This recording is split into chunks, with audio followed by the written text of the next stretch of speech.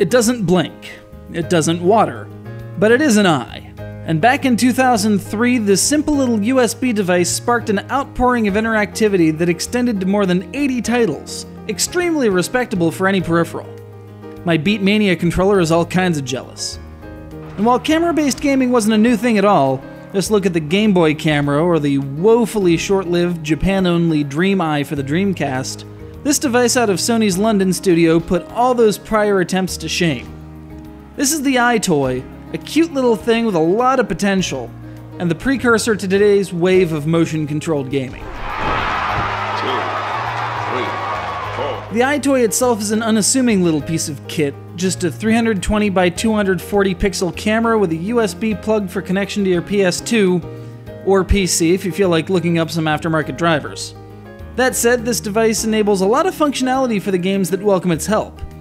The EyeToy series proper require it for mini-games, flight sims, mini-games, exercise games, mini-games. Alright, so there's a heck of a lot of mini-game compilations in the original canon. Then there's the classic games that don't require the peripheral outright, but unlock new game modes if you have it available.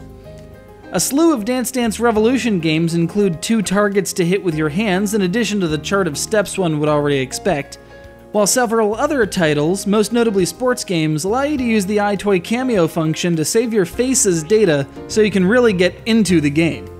The construction itself includes 6 feet of USB cable, a rubberized non-slip base, a casing designed to resemble that of the PS2 itself, much like the multi-tap I covered earlier, and an adjustable focus ring for fixing the picture.